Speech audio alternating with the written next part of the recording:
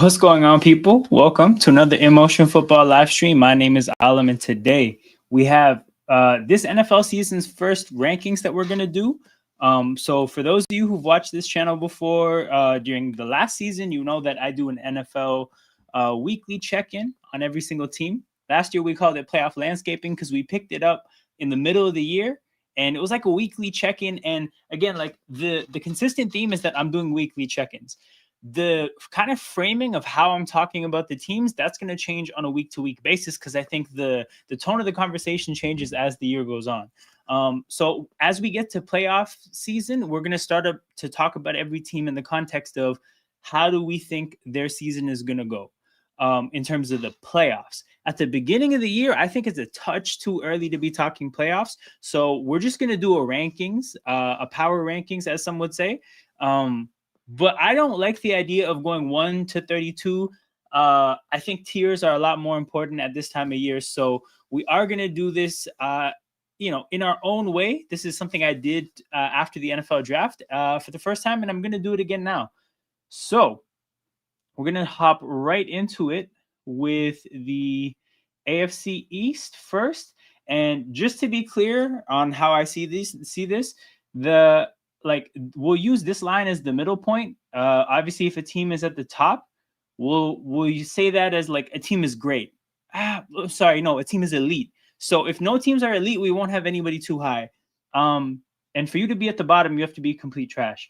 So we're gonna start off with this division, and we got the Jets, the Pats, the Dolphins, and the Bills. I'll start off with the Bills because they're definitely one. I don't think I would put the Bills at the top. Like, if they were elite, the Bills would be here. I don't think they're that. I think if you look at what we saw against Baltimore, you saw a run defense that had a lot of trouble with Derrick Henry. And the reality is they're probably going to have to see Derrick Henry again at some point this year. And if they make a Super Bowl, there's a chance they see Saquon Barkley. With where the NFL is at and the modern trends, definitely feel like the Bills, elite to average, they're probably in the middle is good. I'd say better than that. So I'm going to put the Bills roughly here. Josh Allen is definitely Superman, but if you look at the team around him as a whole, they could definitely get better. So I'm putting the Bills there. Jets, Patriots, Dolphins. I'm going to say the Jets are number 2. In terms of them being average, do I think the Jets are an average football team? I think the Jets are slightly below average. I'm putting the Jets right here. In terms of what I saw from the Jets, I thought it was impressive how they fared against Pittsburgh's defense in the grand scheme of things. Obviously, they run the ball. They ran the ball with a decent efficiency. Garrett Wilson got involved much more so than he has in previous years with the Jets. Now, he's had some really shaky quarterback situations, but there was no guarantee that Justin Fields would be an upgrade in terms of throwing the ball. That being said, though, I saw Garrett Wilson have quite the day. So I'm impressed with that. I thought defensively they did some good things in terms of shutting down Pittsburgh's rushing attack and getting pressure on Aaron Rodgers, but they still gave up a lot of points. It's early in the year, but I'm putting them at below average. I think that's where they belong. So the Patriots and Dolphins, I'm actually going to skip to Miami next, who I have lower than New England. I'm going to put Miami about as low as I can put a team. You know what? No. They have a little too much talent for that. I'm going to put them slightly above the lowest I could put a team. Yeah, we'll put them right here. Miami is bad, man. And this isn't, talent isn't the whole story here. The big issue for me with Miami is the fact that the pieces do not lead to anything, right? So if you have Tyreek Hill and Jalen Waddle, that's awesome. But do we have what it takes to get them the ball? I don't think so. Now, that's a Tua problem. That's a scheming problem. That's an offensive line problem. But point blank period, you're not going to be able to, fully get out of those players what you could get. The same goes for Achane, right? That's another player I like on that team. You go to the defensive side of the ball, I think the secondary is a mess. And if you're going to have that issue persist, that mitigates having Jalen Phillips and Chubb to try to get the quarterback, because if they don't have any time to get to the quarterback, it really doesn't matter. Um, and I just think that with the way the pieces don't fit together and the place that that team is at in terms of, I think, McDaniel and Greer both being in a prove it year and the pressure being on, Tyreek being at the end of his time in Miami, this is just a really bad situation. Remember, this team is always one hit away from Zach Wilson being their quarterback. So if you just talk about where Miami is at, the way they got whooped in week 1 by Indy of all teams, yeah, they have to be very, very, very low. And then the next team we're going to look at, New England Patriots. I would say it's fair to put them somewhere between the Jets and the Dolphins. So I think this would have them at just not a good team. I was pretty disappointed in the Patriots. I had higher expectations, 1, and 2, I thought that they had a pretty respectable matchup in terms of going against the Raiders. Like, I thought that was a decent opportunity to show what they have, but that did not show in the slightest.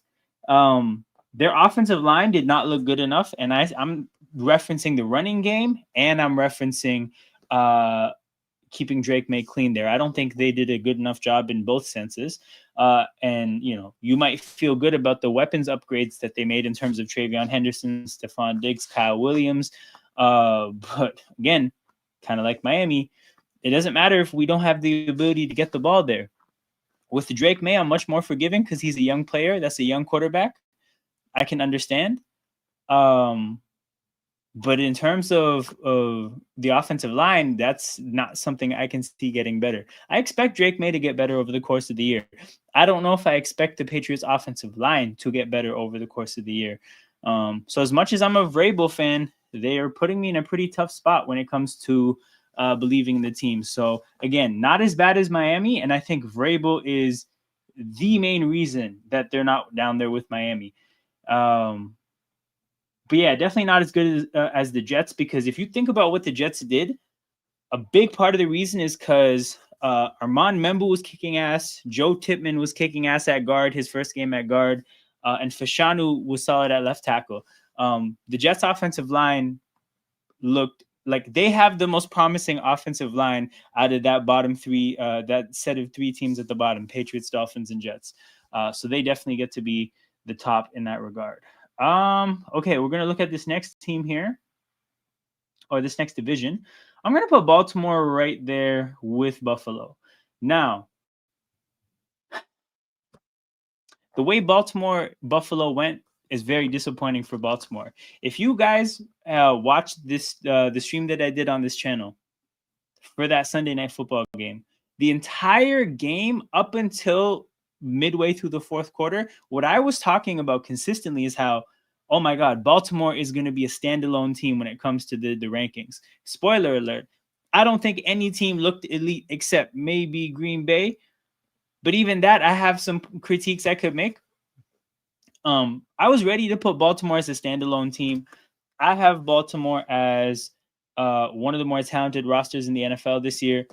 But really what they showed in week 1 is that there's there's almost like, the way I would describe it is a clumsy gene in that team that just doesn't go away, right? This team has lost some ridiculous games. Like, I've seen this team lose to Gardner Minshew's Colts. I've seen this team lose to the Browns. This team is just, they have a horrible loss in them. And it happens once or twice a year. And it happened against Buffalo in front of the whole world week 1. If you actually want to get into the specifics of why this happens, they are not a mistake-proof team. They will make mistakes as a team. And then the other part of it is that John Harbaugh is not a modern coach. John Harbaugh is not a bad coach, but he is not with the current wave of aggression. He will punt on 4th and 3 with the opportunity to win the game by gaining 3 yards. So these are the things, you know, knowing that they have this clumsy gene in them, knowing that they have John Harbaugh ultimately, I can't put Baltimore as a standalone team the way I want to. I can't put them worse than Buffalo, because the big thing that I saw on Sunday Night Football, in my opinion, is that they're a better team than Buffalo. Buffalo just didn't shoot themselves in the foot, and they have Josh Allen. But I don't think that, you know, suddenly what we saw is that Buffalo is the better team. So I'm going to put both these teams in the same category or the same level on the rankings, Buffalo and Baltimore. In terms of the remaining teams in this division, I'm going Pittsburgh above average. Just above average. I do have them better than Cincinnati. Actually, you know what? I'll just spoil it and I'll say I'm putting Cincinnati just below average. No, you know what? I'm putting Cincinnati at average. I think that's fair. And then we'll figure out what we do with the Browns. Okay. My reasoning for Pittsburgh and Cincinnati. Pittsburgh, I came into this year thinking that they would have a very good defense because of the names they have. They have TJ Watt, Darius Slay, Jalen Ramsey, Cam Hayward, the first round pick Harmon, two really good linebackers in Queen and Peyton Wilson. They have they just have a lot of talent on defense. Joey Porter Jr. I'm still missing names, by the way. I know for a fact I'm forgetting an edge rusher. But I say that all to say, like, I expected them to have a very good defense. I was pretty discouraged with what I saw defensively from them. And a lot of the recaps that I've listened to seem to suggest that, look, while those are a lot of very good names, there are also some old names for sure. Darius Slay, Jalen Ramsey, Cam Hayward, and even TJ Watt. These are guys that are getting up there in age. Potentially they're not in their primes anymore. And I felt that way watching that Jets game. I could not believe how the Jets were moving the ball. And then the other thing I thought Pittsburgh had is I thought that they would have a good offensive line because they had some good prospects actually not some good prospects. They had good prospects all over their offensive line. Now, what I think I'm realizing is that those prospects have not shown any growth. Because their offensive line was not good. They could not protect Aaron Rodgers and they could not run the ball. So I'm thinking about it this way. Aaron Rodgers was the best part of your team. Aaron Rodgers is 41 and I don't expect that to sustain.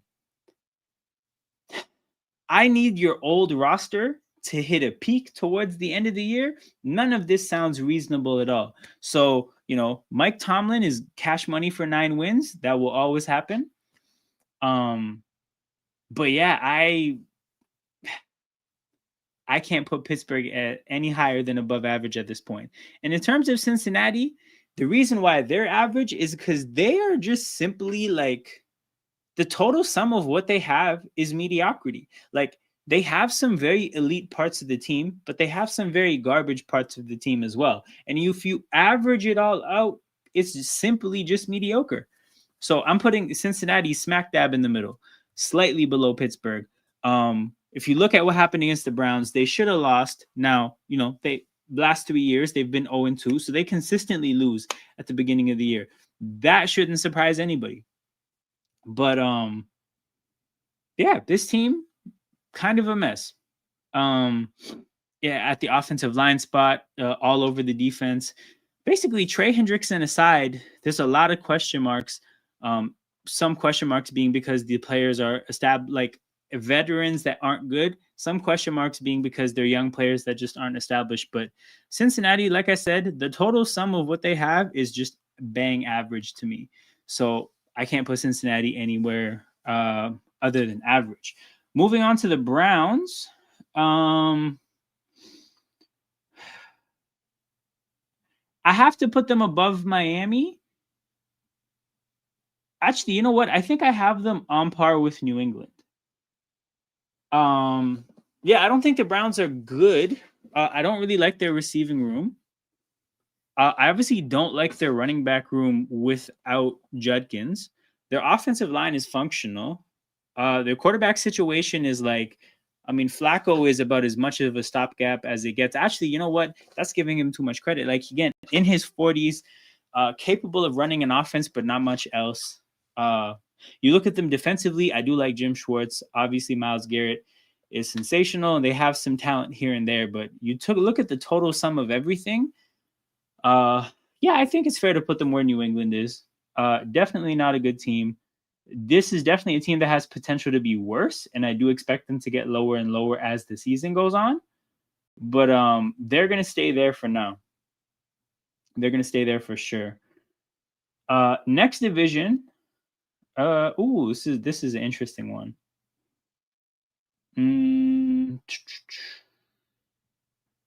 Well, we're definitely putting Houston as the first team, but I'm putting Houston healthily below Baltimore and Buffalo. My thoughts about Houston before the year was that Houston is like, think a super team with no offensive line. And then I watched them and I was very impressed with their defense against the Rams, all things considered. So I still feel good about their defense. I feel horrible about their offensive line as I expected. What I realized though, and their offensive line being garbage makes it a tough evaluation, but like, yeah, their receivers, they have two rookie receivers, or they're rookies. Two rookie receivers. It's probably going to take them time to catch up to everybody else. And even if the rookie receivers are good, the offensive line might not protect Stroud well enough to give him opportunities to utilize all his weapons. Houston cannot be in the top tier of teams as long as they have that offensive line. So this is like where I'm putting them now. And honestly, I think this is a cap because, like I said, what I saw against the Rams was they're probably going to struggle to run the ball against most decent teams, and they're probably going to have a hard time getting the ball to their weapons against decent teams. So expect a lot of low-scoring games with Houston. That offensive line is absolutely tragic. In terms of the rest of the division, I'm definitely putting the Titans last, so I'll leave them down here. In terms of the Colts and the Jaguars, I think I'm putting the Colts where Pittsburgh is at, and then I'm putting the Jaguars. They got their win against Carolina. I'm probably putting the Jaguars on par with the Jets. I think that's fair. And I think what I'm realizing is I might want to introduce some space to this tier at some point. So I might be, like I said, like once we put all the teams out there, we're gonna maybe do some spacing out to like establish some bigger differences. But and then the Titans, where do I think the Titans are? So I think their coaching situation is pretty rough. I think their roster isn't particularly talented. I don't know if I can put them with the Patriots and Browns though. But you know what? I really do think that they have a lot of issues.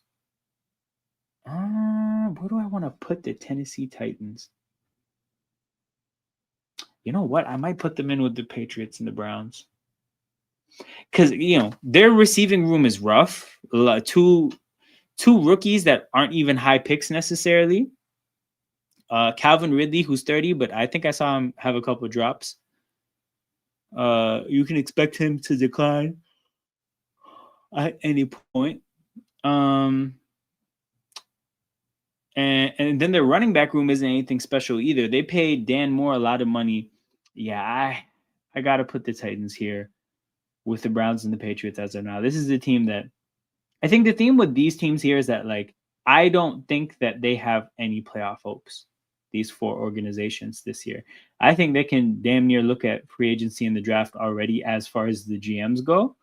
I do not think playoffs are in these teams' horizon. But yeah, to talk about these two teams, Indy, look, I do think Indy has a decently talented roster from the standpoint of they have a functional offensive line, and I actually really like their weapons. But the reality of this team is pretty simple. Daniel Jones is he reduces your ceiling as a team. We've seen this before with the Giants. This is not the first time Daniel Jones has had a good game. He is simply not it. He can win a playoff game, but I'm not comfortable putting the Colts any higher than that spot there. And I don't see them getting much higher this year. I think this is kind of their ceiling as a team. Like the game against Miami very well might be their best game of the year. So can't put them any higher, and they play too well to be any lower. Jacksonville, again, yeah, I do think they belong with the Jets. They had a very good game. Carolina looked horrible. Carolina, as is, not the most talented roster. I think the early returns on their coaching, in terms of Liam Cohen running the offense and Campanelli running the defense, I think that's really, really strong. So Jags fans should be happy with that, absolutely. But I mean, again, when you look at the talent there, Trevor Lawrence is also a cap in the same way Daniel Jones is. Now, Trevor Lawrence has a much better reputation, and I think he's younger. But the reality is that we've seen quite a bit of underwhelming quarterback play from Trevor Lawrence. So until he proves otherwise, we do look at him as a bit of a limiter. In terms of their weapons, Brian Thomas Jr. and Travis Hunter is something that's a pair of receivers that I can definitely think favorably of. At tight end, I think they have a young player that they like. Oh, it's a draft pick. I forget the name. And then at the running back room, they kind of inherited Travis Etienne, who's obviously functional. They drafted Bashal Tutin. I think that's the one they really, really like. But yeah, on the defensive side of the ball, I don't think they're particularly talented anywhere but the edge rush spot. And of course, having good pass rushers is pretty important. But yeah, just not enough talent on the roster to put the Jags any higher. But again, like, they just played too well to be much lower than this. So that's where I'm putting the Jags. And then when we look at the next division, I actually think I should do the Raiders first. And the reason I should do the Raiders first because I actually think the rest of the teams are in a bit of a cluster. I'm going to put the Raiders between the bottom tier and the Jags. The reason why the Raiders don't fall much higher, in my opinion, is because I don't think they went up against a pretty rough team, and I still think that they were down at halftime. I don't like the Raiders roster at all in terms of talent. Again, I just think they had an easy matchup. Like, I acknowledge that Geno Smith can be a functional player and, effectively come in and run Chip Kelly's offense. And I really like Genty and Bowers for sure. But I don't love their receiving core. I don't love their offensive line. And defensively, Crosby aside, I don't really love much of the personnel there either. Now, I think the advantage they have, what I was going to say is that, they didn't have the disaster. They literally won a game. So obviously they have to be higher than Miami. They literally beat New England. I think they have a massive coaching advantage over Tennessee. And then when it comes to Cleveland, they have a better quarterback, better weapons. They kind of similarly also have a dominant edge rusher. So I just think that the Raiders have to be above those teams. But the thing about the Raiders is that, man, I think they went up against a pretty bad team. Not to say that the Jaguars went up against a much better team. But when I look at the Jaguars, I see a lot more talent than I do with the Raiders. So I think the Raiders have to finish there. And yeah, these teams here, I'm going to put in a very close cluster. How am I going to do this?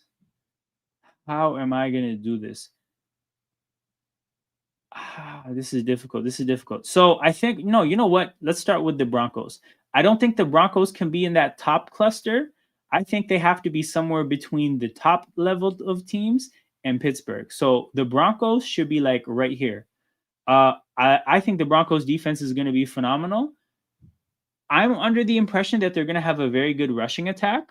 I think Bo Nix is going to be the ceiling for them, or he's going to establish their ceiling. I think Bo Nix, again, can be a functional quarterback, but I do expect him to have a sophomore slump. I don't love the Broncos' weapons in the air, and I don't love the recent history of Sean Payton as an offensive coach in terms of just dialing up plays in comparison to some of his colleagues. So,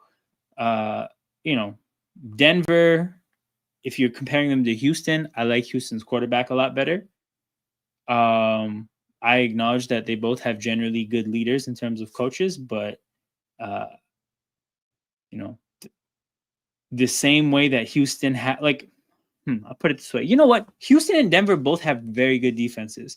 And then, so if we kind of say that that's a wash and we compare their offenses, Houston has better weapons in the air. Denver has better running back. No, not when Mixon comes back. But Denver's offensive line is much better than Houston's.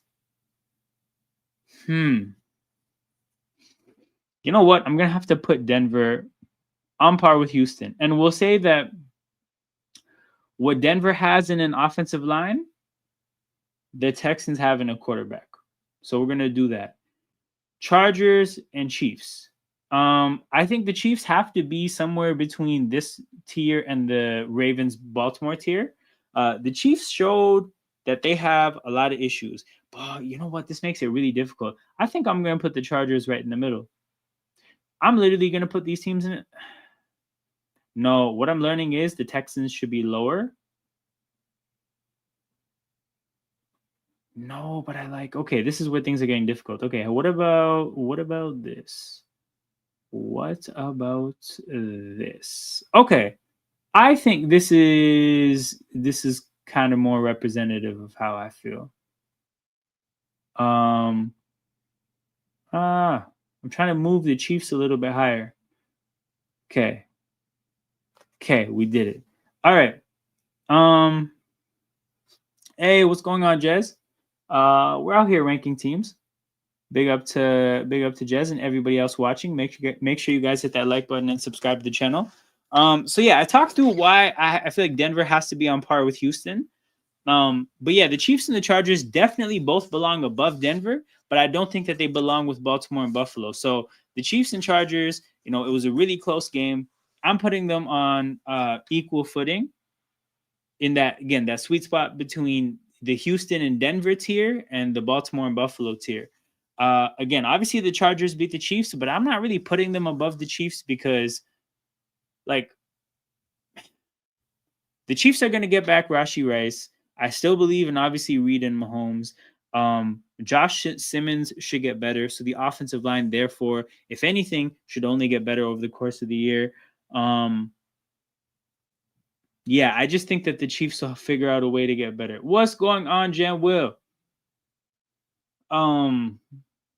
So yeah, I'm definitely putting the Chiefs and the Chargers together. But I'm putting them both slightly under Buffalo and Baltimore. And again, I'm putting nobody, like, the highest a team could possibly be is here. I don't think anybody did anything in week 1 to be there. So generally, the placements are a little bit reserved. But yeah, I have Kansas City and the Chargers still being in the same tier after week 1. I just want to say so sorry for the loss today. He's a Broncos fan. Hold on, and it landed on the Eagles this week? No way. No way, bro. What's the history of this wheel? Is it like accurate? Does it actually let me know the hit rate about this wheel, man. I'm familiar with Brandon Perna, man. And if he curses the Eagles, then fuck him. Jeez. All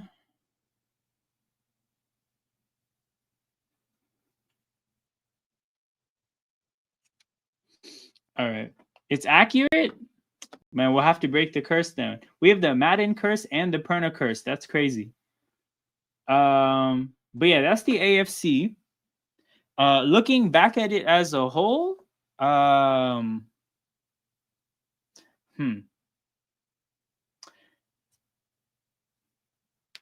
yeah, I'm comfortable with this. I think what I could probably do,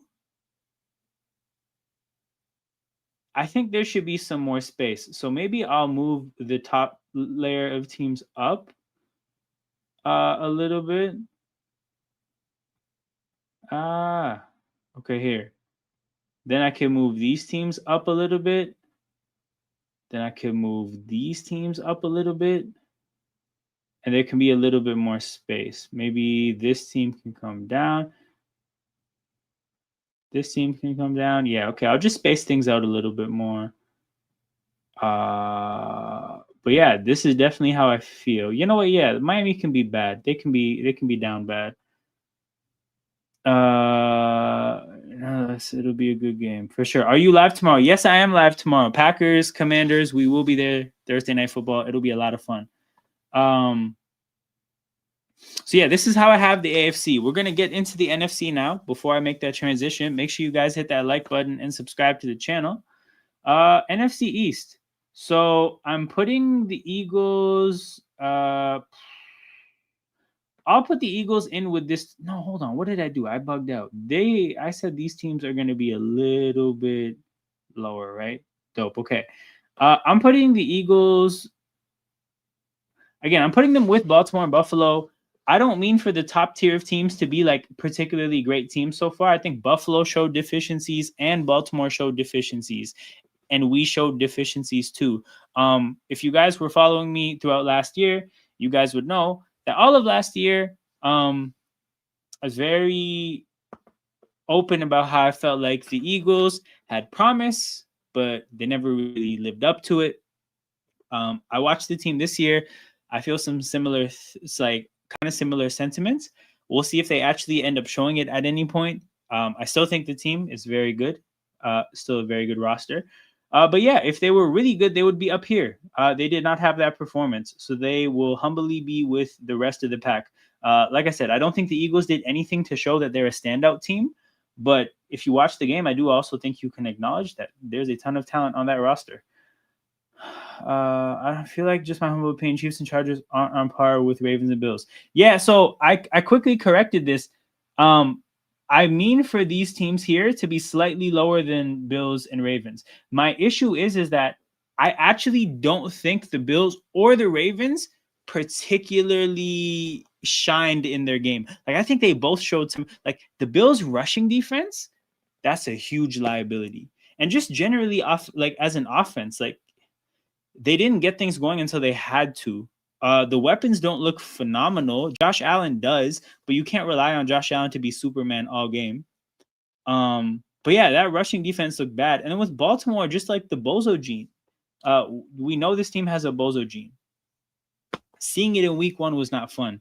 So again, I meant to put the Chargers and the Chiefs. Basically, I have Houston and Denver as a tier, and then I have Buffalo and Baltimore as a tier. Maybe I have to move it a little lower. I mean for Kansas City and the Chargers to literally be in the middle of those two tiers. That's where I'm at. But we know Mike. I'm sorry. It would be funny if the Jets finish above the Steelers and they miss out on the playoffs.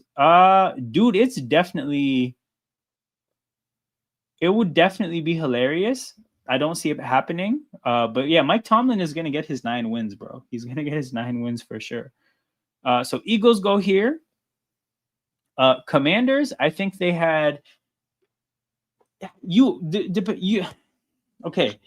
Your opinion on their first game is going to say a lot about your opinion on the Giants defense, because some people think the Giants have a very good defense. And if that's the case, then you could say they had a pretty good game in week one. If you're in the opinion, like I have the opinion that the Giants have actually some decent talent here and there, but as an organization, they're just deeply unserious. So I don't think the Commanders had the best day offensively. But I'm not going to sit here and act like they have some crazy cause for concern. If I think about them in relation to Houston and Denver, I'd probably say I feel better than I would say better about them. So I'm putting Washington in this Kansas City, Los Angeles kind of a tier here. My larger thoughts about the Commanders are that they're a super old roster, and I actually expect them to, I expect them to kind of get worse and worse as the season goes on, because these old teams are going to really begin to feel the wear and tear of the regular season as the regular season goes on. So I look at for example, the Patriots as a situation where it could only get better. I look at who else? Buffalo, Baltimore, I don't expect them to be any lower than they are today. The Commanders, I don't expect them to be much higher. I don't understand what their upside would be. A lot of their players, if you're going to think about what the trends that it could occur, better likelihood of trending down than anything. So I'm putting the Commanders here. I expect them to, if anything, get lower.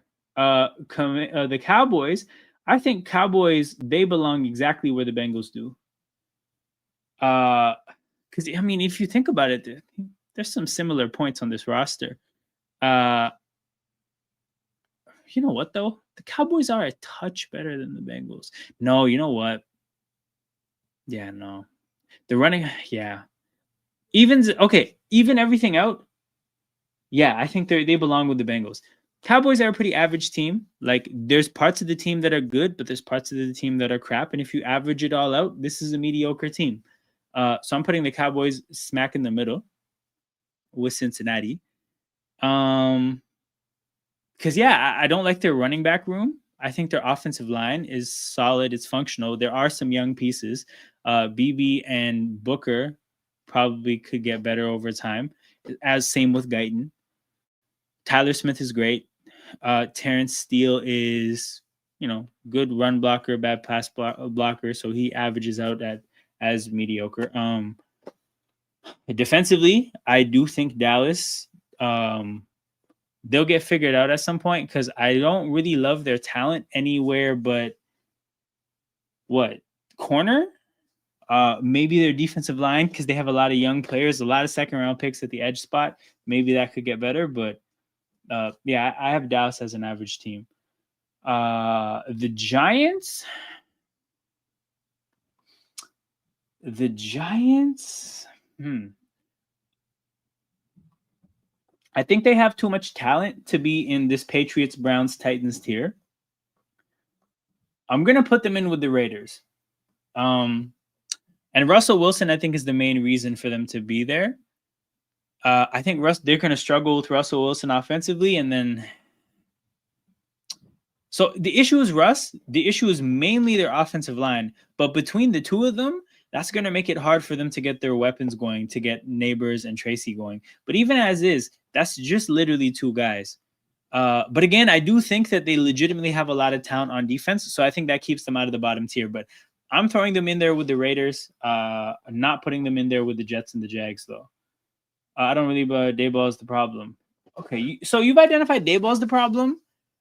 I don't know. I'm overly comfortable giving Dayball excuses, but this is the big one for me. I think the offensive line is garbage, and then perhaps that makes Dayball's life more difficult. But he is the head coach, so obviously it's his responsibility. You know what? Yeah, it's fair to give him some problems.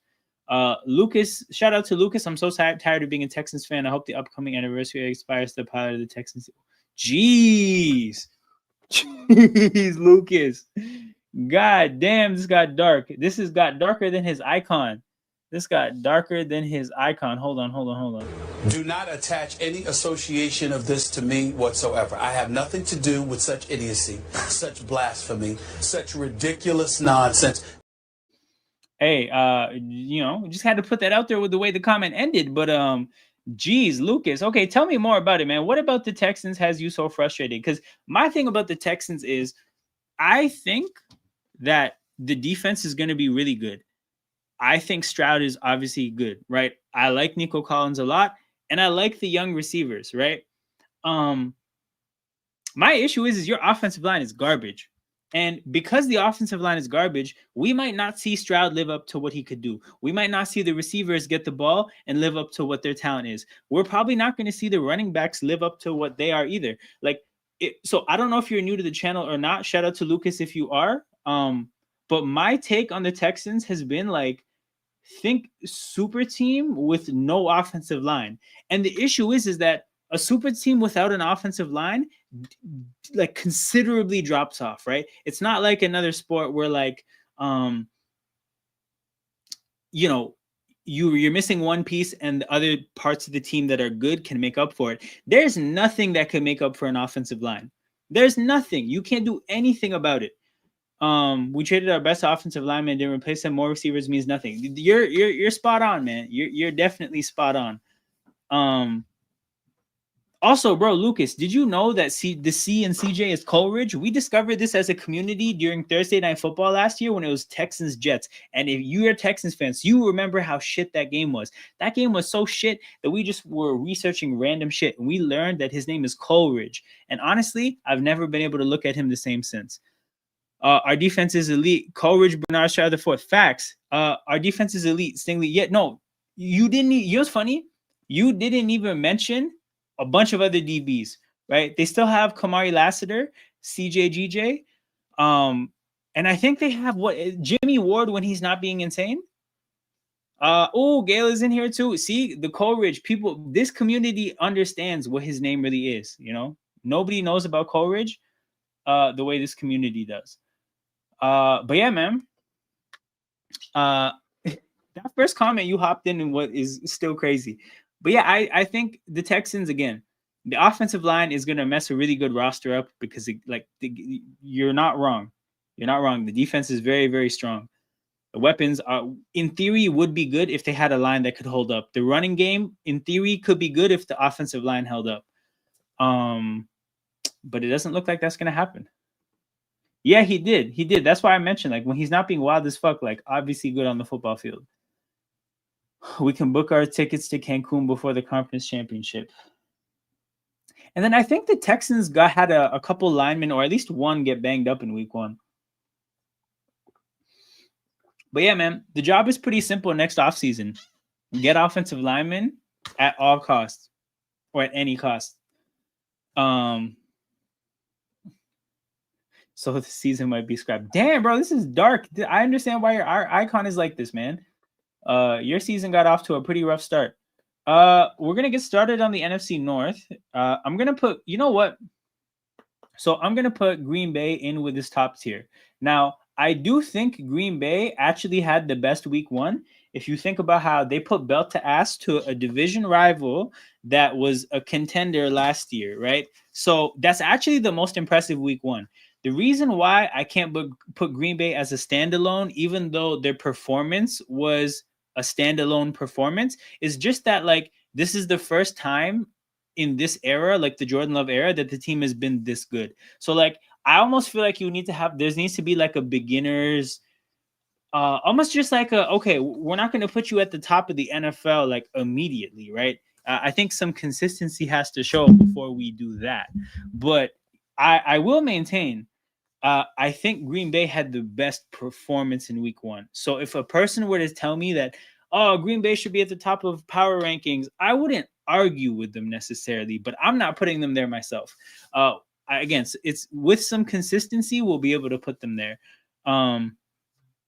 Does the axis mean anything? Nah. So left to right, I'm just ordering them in the divisions. But I'm just trying to put them like, I'm trying to rank the teams in a way where I think 1 to 32 is kind of stupid because with most rankings, because I think it kind of loses the fact that, like, it's not like 1 to 2 is an equal space and then 2 to 3 is an equal space. Like, there's clusters. So I'm just trying to do this in a way where you can see the clusters. And there's not an arbitrary, like, oh, this team is better than this team. Like, a lot of the times, there's like 4 teams that are low-key like the same. And I just want to show that. So, no. It's just up and down. There's no left to right shit at all. You could do tier breaks. So, if you, this stream is in a playlist. And I do tier breaks closer to playoff time because the way I like looking at teams is what are your chances in relation to the playoffs? So the way I would separate it is like Super Bowl contenders, like very good teams that are like realistically not contenders, teams that are like have a chance to win a playoff game, like thinking about teams in relation to the playoffs. The thing about tiers is like for example, bro, look at how many tiers I have here, right? Like the Green Bay, Philly, Baltimore, Buffalo, that's one tier. And then Washington is another, Chargers, Chiefs is another tier. Texans, Broncos, like this is a lot of tiers. So truthfully, man, save the work. Just do it this way. Did you say who was the winner of the week? What do you mean? Winner of the week? Are you talking about the best team, or like who had the best week? Again, I think the team that should feel the best about themselves after week 1 is Green Bay. But again, I'm not putting them as a standalone team versus anybody else. Give it to the Niners, bro. They lost Brock Purdy, man. What are we doing, man? Minnesota. Hold on, Minnesota. These teams, shit. Okay, Minnesota definitely too. I'm putting them in with Washington here. Shit, man. There's not enough space.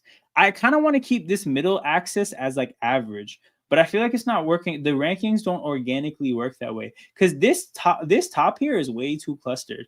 You know what? I might have to push some shit down. I'll figure that out later. Anyways, I'm putting Minnesota in with like this in this area here with Washington, Kansas City, and the Chargers. So my thing with Minnesota is that like Obviously, McCarthy looked like shit and then eventually stopped looking like shit. I expect him to get better as the year goes on. And the benefit that a player like McCarthy has year one is that teams don't know him. So think Jaden Daniels last year. Think Hurts the year that he lost the Super Bowl. Like a quarterback's first year of being a good quarterback is almost one of the easier seasons they're gonna have because people don't actually understand what makes them good or why they're good. Shit gets pretty difficult after that. But I think McCarthy is going to benefit from that. I think KOC has a really quarterback friendly offense, and like I said, like he's 22 years old. He's the youngest starting quarterback in the NFL. 22 is really young. Like Michael Penix was 24 as a rookie. There was somebody else last year. Bo Nix was 24 as a rookie. JJ McCarthy is 22, and he bounced back from a horrible start so quickly. So I think McCarthy will be fine. The reason Minnesota here is bigger than McCarthy, it's because I've seen them be able to win games with Darnold, and I don't think that guy is really that good at football. So I think the bar is pretty low in terms of what it takes at the quarterback position for them to simply just win games. But again, the main reason for me is just like I think this is such a good roster. Like Aaron Jones and Jordan Mason, that's solid at the running back spot, right? Last year, offensively, they had good tackles and really bad guards and a center. They literally they got a whole new combination in the middle of the line with 2 free agents from Indy at center and guard, and then another first-round pick to round out the interior of the offensive line. They don't even have CJ's rookie year, bro. Great example. They don't have what's it called? They didn't even have Christian Darrisaw against Chicago. So the offensive line is solid. They don't even have Jordan Addison because he's suspended because he's a fool too. Hawkinson is solid. Like I like this roster, right? Defensively, I think the roster isn't great, but Brian Flores is consistently good at getting his players to overperform. So their defense is respectable. Like this is a really good roster. The reason why I'm putting Green Bay ahead of them right now, the reason why I'm doing that is because ultimately I think they played a better week one opponent, but also like I've seen what Green Bay can do. This Green Bay, like I saw them make the playoffs last year. So in what I would say is a down year where Jordan Love was banged up for most of the year, right? I've seen them as a 7 seed go into Dallas and win a playoff game. I just think that there's a bit more of a like ceiling with Green Bay than Minnesota because all we really know Minnesota to do is disappoint under this team, right? We saw what happened with Darnold last year. We remember, guys, this team lost to Daniel Jones in the playoffs, right? So there's a little bit of a stench on Minnesota. Even like I can look at this team and I can see how good it is, but there's still something about those old teams that scares me. Versus Green Bay, when I think about it, like I've seen them walk into Dallas and stomp all over the Cowboys. Yeah, I got to give it to them right now. I just feel better about them. Detroit. Okay, Detroit, new tier. I can't put them with Houston and Denver. I think it would be too disrespectful to put them with the Steelers and the Colts, though. So I'm putting them in a sweet spot here. My issue with Detroit is that they just have too much turnover. Now, I still think this is a talented roster. There's a lot of good players here, but you lost your offensive coordinator, so you lost like the mastermind behind the offense, right? Cool, that's one issue. The bigger issue to me is the fact that their whole interior of the offensive line is gone, as we know it, right? So Frank Ragnow, one of the better centers in football, he retired. You had to kick Graham Glasgow, from guard to center, so he's playing a new position. So even though Graham Glasgow has been good, he's now playing a new position. So that's like a question mark. And then you have a second-round pick, Tate Ratledge from Georgia, starting at one guard spot, and a sixth-round pick from 2 years ago, Christian Mahogany, starting at another guard spot. You just got 3 unknowns in the middle of your offensive line. And the disastrous part about that for me is that, like, Detroit, I think, was so good last year offensively, and honestly in years past, because I think everything fit together perfectly. But you give that offense a significantly worse interior of their offensive line. That means Goff isn't as clean. That means the ground game isn't as impactful. And you think about that, and that's a huge blow to your offense. And, sometimes when offenses go through these issues where you've lost some pieces and you have to think about how to overcome it, you need a mastermind to do that. But guess what? They lost the mastermind too. So with Ben Johnson gone, with that being an issue, um, I can't put like Detroit. I think is a healthy step behind a lot of these teams. Right? Count off these teams I have ahead of them: 1, 2, 3, 4, 5, 8, 10. I have right now. I have them as the 11th best team in football, and I still have 2 divisions to go. Again, I just think it would be too slanderous to put them in with Indy and Pittsburgh. But this team took real losses, and I haven't even spoken about the defensive side of the ball where they just don't have good pass rushers. Like, sorry, that's harsh. Aiden Hutchinson was elite. He then had a horrible knee injury. That year 1 off a knee injury is really, really, really tough. That is really tough. I expect Aiden Hutchinson to be elite again next year, but this year it's going to be rough. The guy aside on the other side is Marcus Davenport. He's never been good, and he's always been injured. And then you look at their depth pieces, and there's nothing special there either. Like, you don't have a pass rush. I can only rate you so high. And again, do you have the defensive mastermind to cope with not having a pass rush? No, because you lost Aaron Glenn too. So, nah, man. Detroit, they have a lot of work to do. Chicago Bears. You guys want my honest thoughts about this team? I got to put them above the Giants. I got to definitely put them above the Giants. I think that they're a weird team where I think they're very close to being significantly higher than where I'm about to put them. My issue is that they do not have running backs. They just don't. Like, you might like DeAndre Swift, but Ben Johnson doesn't. And we know this because Ben Johnson already traded DeAndre Swift once in his career. When he was in Detroit, he traded DeAndre Swift to Philadelphia. So we know for a fact that Ben Johnson is not a DeAndre Swift fan.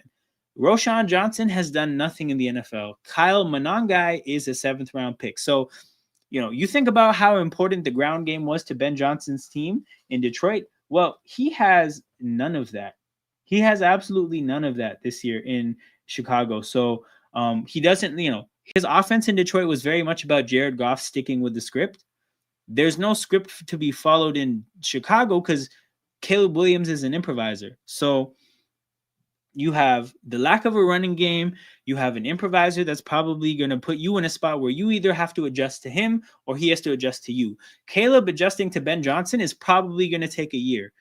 Ben Johnson adjusting to Caleb means that none of the good stuff Ben Johnson did is on the table. So between the lack of the running game, and truthfully, between the fact that their offensive line didn't look significantly improved on Monday. It's supposed to be significantly improved because they added a bunch of new pieces, but it didn't show. Similarly, I thought they were supposed to have a pretty good defense because they had a respectable defense at times last year, and Dennis Allen is a good defensive coach, but that didn't really show either. So again, I think putting them in with the Giants is tough, but I can't put them in with the Cowboys quite yet either. And again, they're in a very difficult division, so their matchups are tough. Hold on.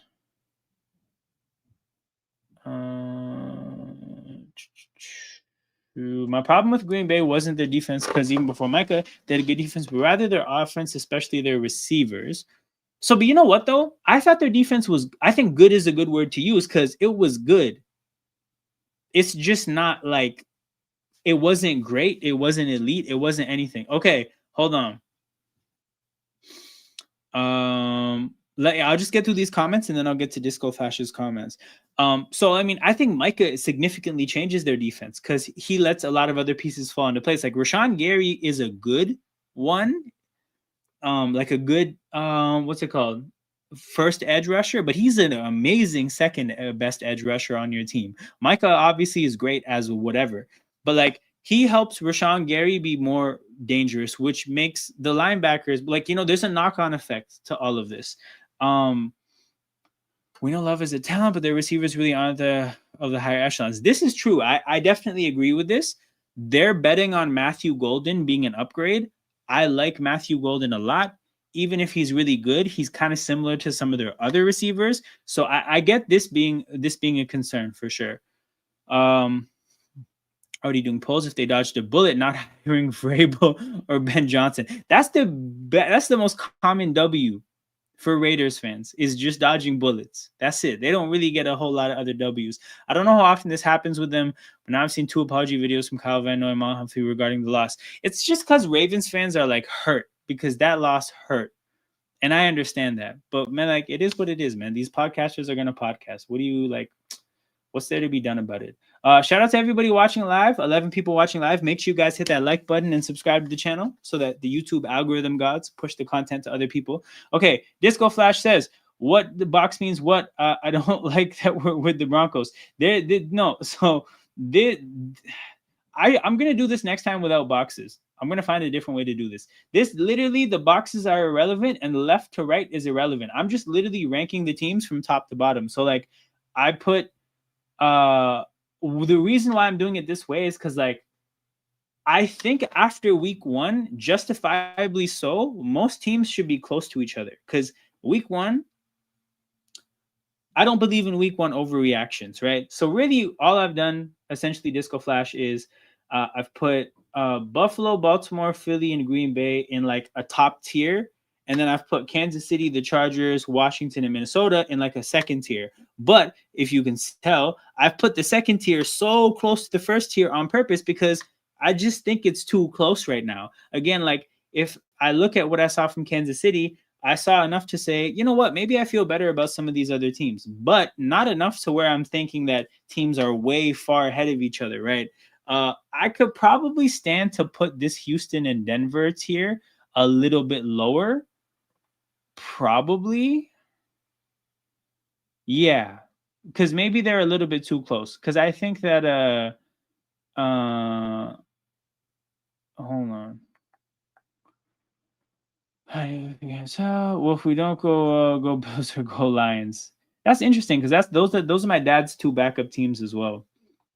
But yeah, okay. If I'm gonna do that, then I want to put these 2 teams a little bit closer to average.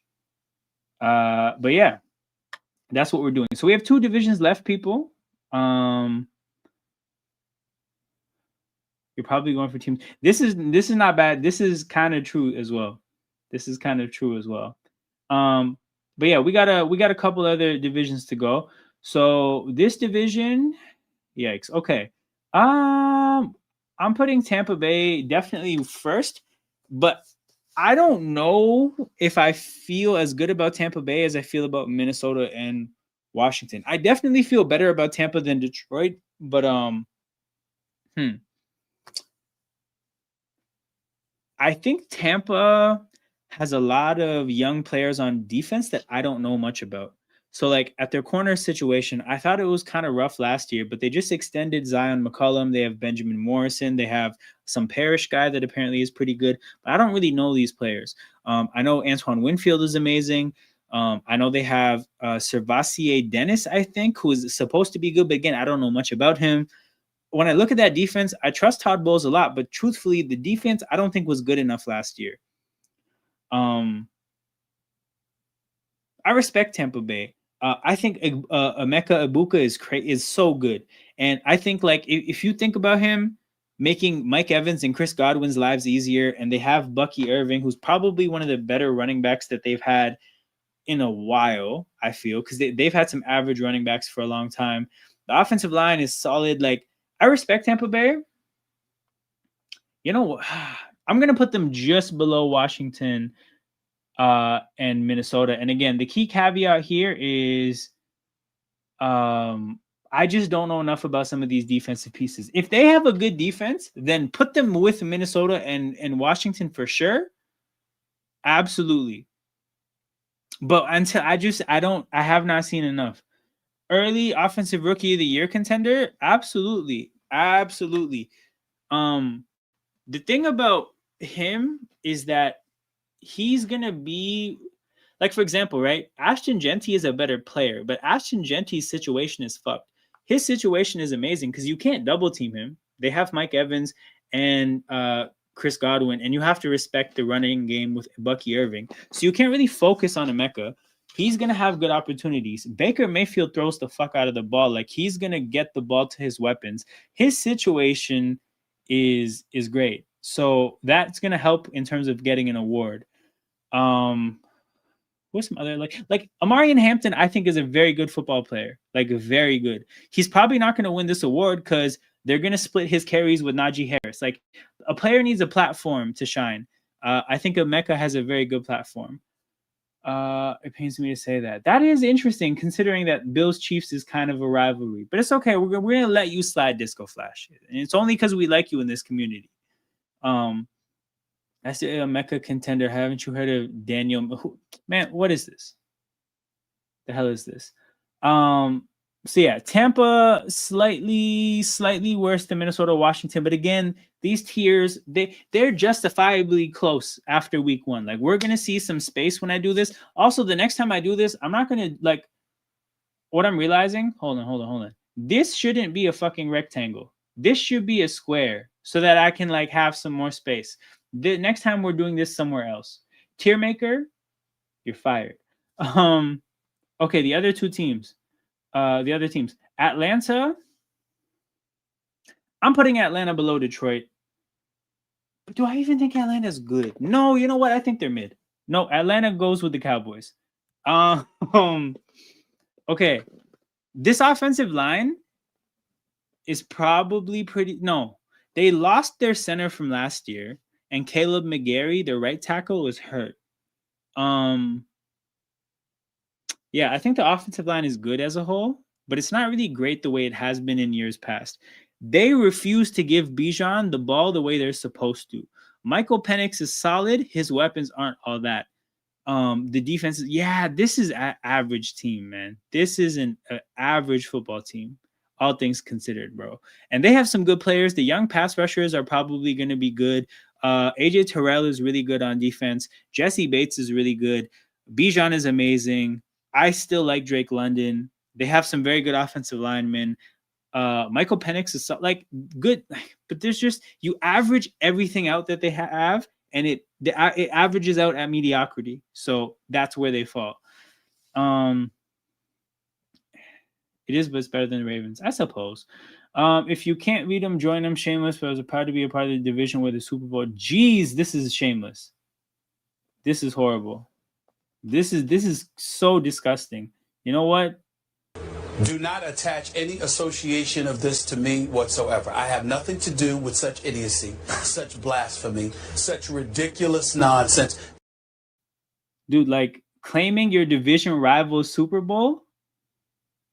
Claiming your division rival Super Bowl is disgusting. You need to check yourself. This is disgusting stuff. This is the kind of stuff we got to put a stop to. This is not good. This is bad.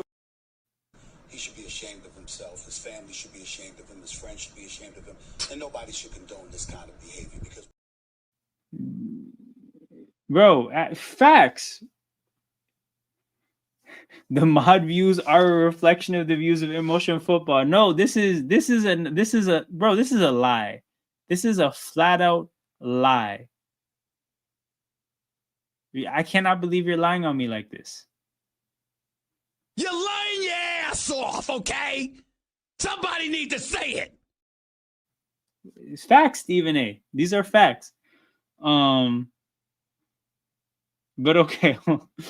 I'll get to these last few teams. Okay. New Orleans, Carolina. So I came here to say, I think Carolina belongs where New York is. Bro, that team looked like shit. The Jaguars, again, I have the Jaguars as a below average team, and they got kind of dog walked by the Jaguars. That one's a confusing one to me. I never really bought into their defense. I don't think their defense has good players. I respect their defensive coordinator. I believe he was the Super Bowl DC for the Rams, but they just don't have the guys. So I expected the defense to not be good. I expected the offense to be able to move the ball, though. Year 2 for Bryce Young and Dave Canales' system. And I think T-Mac is a sensational upgrade. But it looked horrible. that being said, even if it figures itself out, I don't think the defense is going to figure itself out. So, like, the way I respect the Giants defense, but don't really respect their offense, the flip works for Carolina. I respect their offense and what it could be, but not their defense. So that's why I think Carolina and New York have to be in the same category. The Saints, I think the Saints are going to be in hell pretty soon. The problem is they actually kind of competed against the Cardinals. So I can't really shit on them the way I want to shit on them. So I'm going to put them in here right behind Carolina, in with this Tennessee, Cleveland, New England tier. Like, it's tough. They should be lower, but it is what it is. The Cardinals kind of just let them play football. Like, Spencer Rattler hit Jawan Johnson in the hands with the football on the second last play of the game, which would have made it either like a tie game or they could have gone for the win on the 2-point conversion. Like, they were in a football game. So I can't shit on the Saints the way I want to. But this team is going to be in hell pretty quickly.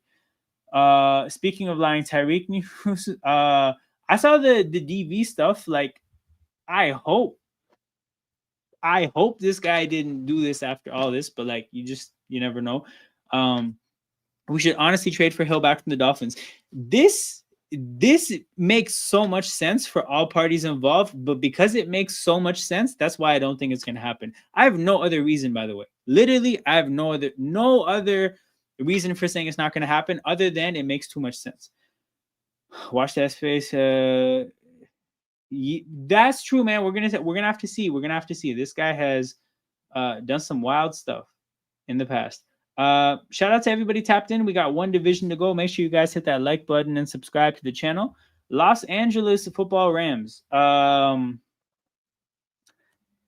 Their offense got clamped up by Houston. That is understandable because that can happen. So I don't want to hate them too much. Their defense, like the Rams, just like, I don't know, they looked the part.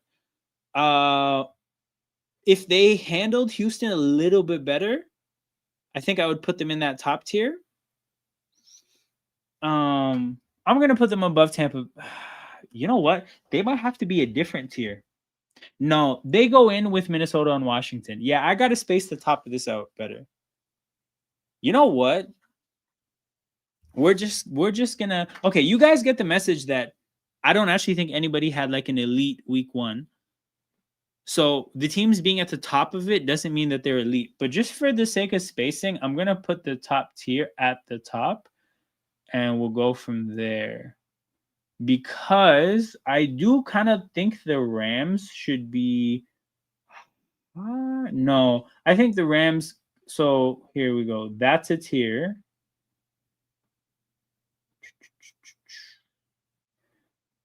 I think the Rams can be in with those teams. The Tampa Bay is a little bit lower.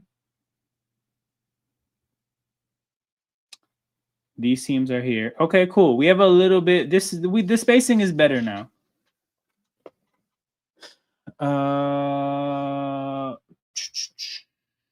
Budding and random Adam Silver and Fugitive come saying we can't afford. Yeah, this was crazy. This is crazy. Like, Adam Silver was basically saying, like, if you're broke, get a Twitter account. That shit is crazy. I don't rate any of the teams. Fair enough, bro. I don't really rate any of the teams other than the Rams. Bro, like, the Rams have a dynamic pass rush, and they have an offense that gets the job done. Like, we can hate on Matthew Stafford for being old all we want. Like, he gets the job done. Puka and Devontae is sick. Kyron Williams is, like, solid to me. I don't think much of him, but, like, they get the job done. Again, I'm putting them in with the Minnesota and Washington tier. Like, that's not an elite tier in my opinion, but that's also the Chiefs Chargers tier, by the way. But yeah, the rest of this division, the second best team in my opinion, nobody else in this division can be higher than average, in my opinion. Okay, cool. Who could be average? Could the Niners? You know what? I think the Niners are average. I think that's an average football team. Don't love their receivers. Don't really love their offensive line for the most part. McCaffrey's great, but like, truthfully, we've only really seen him play this game. And his calf/Achilles could give him issues at any point. Like, not a lot of great, like not a lot to put stock into. Purdy is hurt. And here's the thing about Purdy, right? And I wish that Brock Purdy fan was here because we could have this conversation. Low key, Brock Purdy, injury prone football player. He has not had one healthy year yet in the NFL. That is somebody who takes a lot of hits. So I say that all to say, Brock Purdy, quietly, you have to be mindful of the fact that his backup is going to play football every year. That's going to make it hard for them to ever be a 1 seed, which is going to make it hard for them to ever really win a Super Bowl, in my opinion. So yeah, the Niners as a whole, I'm going to say they're average. The top end, they still have some really good top end players. Like on defense, they still have a Bosa and a Warner, but a lot to not like. So I'm putting the Niners as bang average. The debate then becomes Seahawks and Cardinals, who I'm going to say Seahawks and Cardinals. Shit. Okay, where do these teams belong? I think they're both better than the Giants, but not. I'm going to put them both in with the Bears. These are teams that are below average, but I think Carolina, New York, and New Orleans should be in their own tier. Like that's the lowest level of the NFC. Those teams. I really have Miami in a tier of their own, man. That situation is hell. They have a bad combination of bad vibes, a coach that's getting himself fired, and a roster that makes no sense. Miami is hell. Don't mix us with the Rams. Hey, bro, you guys got to get yourself out of those trenches. You guys have another week to change it. Mind you, guys, I do this every single week. You guys got to get out of the trenches. McCaffrey going to be rushing 20 times, catching the ball 10 times. This is true. Oh, you know the friend I mentioned during the Eagle stream, the one I was teaching NFL, he also picked Georgia for college football. Oh, that's dope. That's dope. That's a very good spot to find yourself in, man. Georgia, they recruit really well, and they have a lot of local talent to pick from. So here's the week 2 rankings, people. This is how I see things. Again, this is a pretty abstract concept, but that's where it's at. I'm gonna workshop this a little bit. I feel like this could be done in a better way. But like I said, I think it's too early for tiers, for meaningful tiers. I could obviously put the teams into tiers, but I don't think it makes any sense, and I don't like arbitrary tiers either. So this is my way of doing it. Again, I think a lot of these teams are close. Like the gaps, there's no team, again, that's just far ahead of everybody else. And there's no tier that's far ahead of the other tiers yet either. A lot of these teams, things are going to change quite a bit.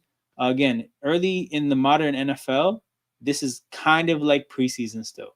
These teams barely practice. They barely play preseason.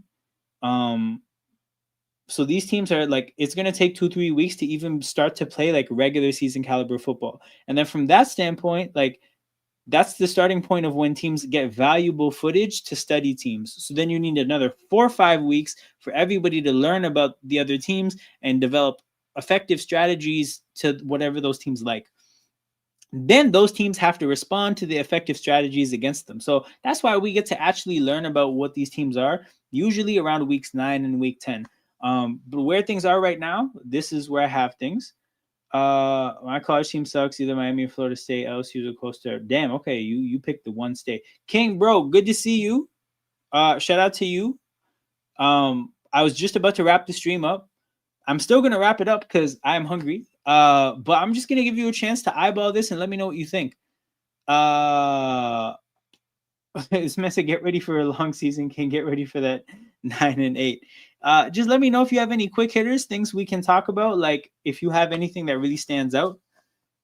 Again, you were here last time I did this. It's just top to bottom. There's no relevancy left to right. I just organized these by divisions. The quadrants don't matter at all. Yeah. And get ready for the annual charge ring. Okay, we got beef. We got beef in the chat. But like I said, we're gonna wrap this up. Make sure you guys hit that like button and subscribe to the channel. Emotion Football. I'm gonna be back tomorrow. I'm gonna say it's fine. It's only week 1. Say less. Okay, we're gonna be back tomorrow. Packers Commanders. Watch along for the entire game, and then after that, I'll see you guys on Sunday for Falcons Vikings. Penix against JJ McCarthy, the battle of second-year quarterbacks. But yeah, nonetheless, I'll be back Thursday night, Sunday night. Tomorrow on Thursday, I'm going to preview week 2. So during commercial breaks, we're going to be talking about the games and what to watch for in every game. And then on Sunday, we're going to recap every game with our main takeaways. So that's what's going on, people. Make sure you guys hit that like button so that the content gets pushed around YouTube to other people who like the NFL. And subscribe to the channel so that you don't miss when I go live. I will see you guys. I'll see you guys in roughly 24 hours. And take care until then. Damn it, where's the video I'm looking for? Damn, I should have hovered over this. This would have been a way smoother of an outro if I know where the video is that I wanted to click. Y'all take it easy. I'm out.